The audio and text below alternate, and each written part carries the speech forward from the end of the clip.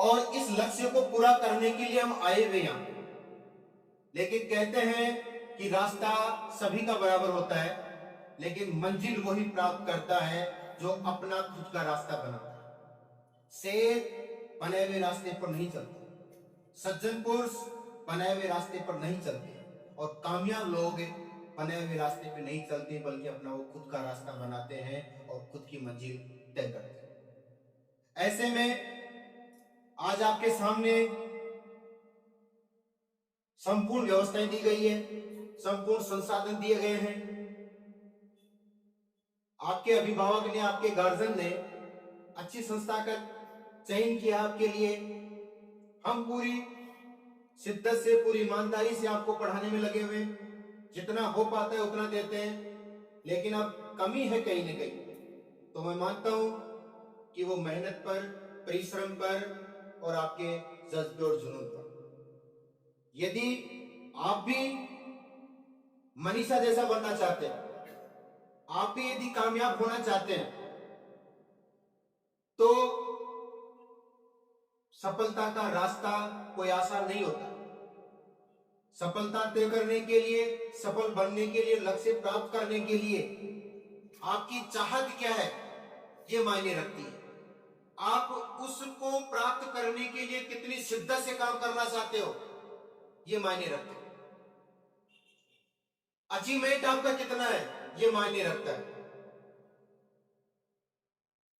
एक व्यक्ति एक गुफा से जा रहा था, रास्ते से जा रहा था, अंधेरा था, दो चोर मिले, डकैत मिले, उसके हाथ में पिस्तौल थी, और आकर के उन्होंने पिस्तौल लगाई और कहा कि तेरे जेब में जितने भी पैसे हैं वो मुझे दे दो। और उसके जेब में 2000-1500 रुपए थे, चैन की घड़ी थी, वो दी। पर्पस नहीं था कोई, पर्पस था कि इसके पास गोली है, बंदूक है, पिस्तौल है, दो व्यक्ति है, मैं अकेला हूं और 1500 रुपए देने हैं, ये, और निकल गए। दूसरे दिन वही व्यक्ति फिर से जा रहा होता,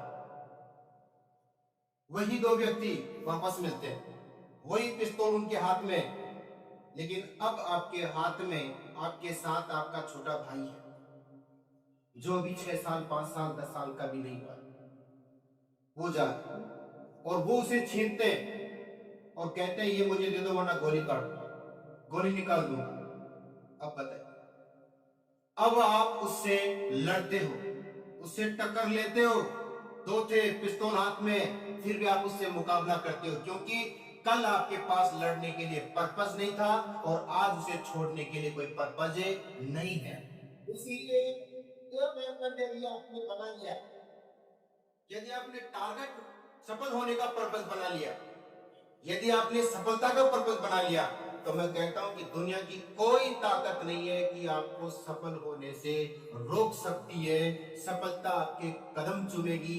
लक्ष्य इतना रखना है कि मुझे सफलता हासिल करनी है, मुझे ये कार्य करना है। ये शिद्दत यदि आपके दिलो दिमाग में हमेशा रहेगी, तो मैं चाहता हूं कि हर बालिका, हर बालक जो अभी महीने पहले रिजल्ट आया था, उस श्रेणी में शामिल हो सकते हो। हर बालिका मनीषा वर्मा बन सकती है, स्टार लगा सकती है और देश की सेवा, राज्य की सेवा और महिला सशक्तिकरण का काम कर सकती है, यदि जिद हो, जुनून। ये सफलताएं आसानी से नहीं मिलती है। सफलता हमेशा खून पीती है, पसीना पीती है, इतने सस्ते में नहीं मिलती है। इसलिए मेहनत करनी पड़ेगी, शिद्दत से काम करना पड़ेगा, ईमानदारी से अपने आप को झोंकना पड़ेगा, तब जाकर के हमें सफलता मिलती है। अभी चर्चा चल रही थी, बातें चल रही थी, तब उनके गार्जियनों ने बता ही दिया कि मनीषा विपरीत परिस्थितियों के अंदर, सम परिस्थितियों में सभी स्वास्थ्य खराब होने के बावजूद, एडमिट होने के बावजूद, इनकी मेडिकल रिपोर्ट देखी जाए तो ऐसी है कि उस समय हम पढ़ाई छोड़ देते हैं, और हमारे आसपास का वातावरण भी ऐसा ही होता है कि बेटे क्या करोगी पढ़ करके, यदि जीवित रहे तो फिर पढ़ लेना, फिर रहेगा। लेकिन नहीं, इन्होंने कहीं पर हार नहीं मानी और उन बीमारियों को इग्नोर करते हुए समय निकालते हुए निरंतर रूप से पढ़ती रही और आज ये परिणाम हुआ कि वो सारी बीमारियां भी दूर है और वो सब कमजोरियां भी दूर है और सफलता इनके कदमों में। तो कहीं पर हमें टूटने के लिए, हमें गिराने के लिए विकट परिस्थितियां आती है। ये मायने रखना, जिंदगी में याद रखना कि जब जब हम सफलता के नजदीक जा रहे होते हैं, जब जब हम कामयाबी के नजदीक जा रहे होते हैं, तब तब हमें गिराने के लिए विकट परिस्थितियां आएगी। वो प्रकृति देखना चाहती है क्या ये इन मुसीबतों से टकराना जानता है कि नहीं जानता, क्या इन मुसीबतों को पार करना आता है कि नहीं आता इसे, और यदि इसे आता है, इसे लड़ना आता है, तो मैं भी फिर इसे सफलता देने के लिए तैयार हूं, क्योंकि ये उस पद के लिए, उस चीज के लिए अवेलेबल है। इसलिए प्रकृति एग्जाम लेती है आपका, हर मोड़ पे एग्जाम ले रही है। क्या ये सुबह 4 बजे उठ करके पढ़ने योग्य है या नहीं है? क्या सुबह 4 बज के उठ करके दौड़ लगाने योग्य है या नहीं है? क्या ये रात को 10 बजे तक पढ़ सकता है क्या? क्या ये मोबाइल के बगैर रह सकता है क्या? क्या ये दोस्तों के बगैर, रिश्तेदारों के बगैर रह सकता है क्या? क्या ये किताबों से प्रेम कर सकता है क्या? यदि ये करने के लिए तैयार है तो प्रकृति भी दिल खोल करके देने के लिए आपको तैयार है। चाहो तो सही, चाहो तो सही उनके प्रति आप, उनके प्रति लगन तो रखो और त्याग करना पड़ेगा, ये मान करके चलिए, बिना नहीं मिलने वाली। क्योंकि लोहे की तरह लोहा जितना बनना है, लोहा जैसा बनना है तो लोहे जैसा तपना होगा। सोने को जितनी आग लगे उतना प्रखर निखरता है, हीरे को जितनी धार लगे वो उतना खुद चमकता है। मिट्टी का बर्तन पकता है तो धुन पर खूब खनकता है। नदियों सा अगर पाना है तो पर्वत छोड़ निकलना होगा, और सूरज जैसा बनना है तो सूरज जैसा जलना होगा।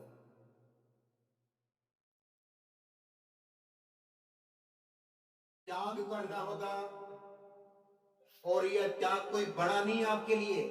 मेरी ये फिलोसॉफी है, मेरी ये थ्योरी है कि 12th पास करने के पास बाद में यदि ईमानदारी से, मात्र ईमानदारी से, पूरी शिद्दत से यदि वो 2 साल दे देता है, 2 साल,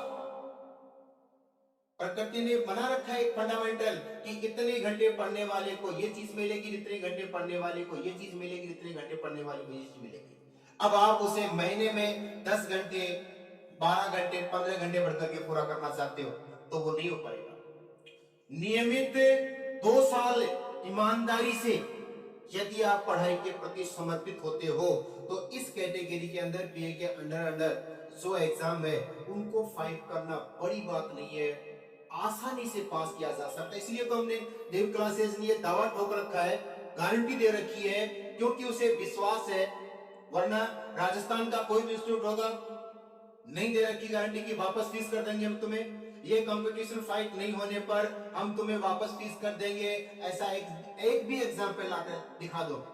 क्योंकि हमें अपनी टीम पर भरोसा है, हमें अपनी मेहनत पर भरोसा है, हमें अपने कर्म पर भरोसा है, हमें अपने मैनेजमेंट पे भरोसा है, और इस आधार से हम कह सकते हैं कि यदि हम, हमारी वजह से बच्चा यदि रहता है कहीं पर, तो वास्तव में धिक्कार हमें फीस लेने पर और ऐसी कमाई करने पर।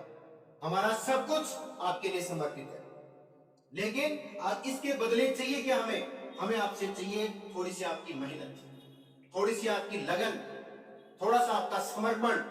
और यदि ऐसा आप 2 साल के लिए दे दोगे, आप ज्यादा कुछ नहीं, जितना हम पढ़ाते हैं उतना घर जाकर के पढ़ना, और जो कल पढ़ा रहे हैं उसको एक बार देख करके आना, उसके बाद में सब कुछ हमारे हवाले कर दो।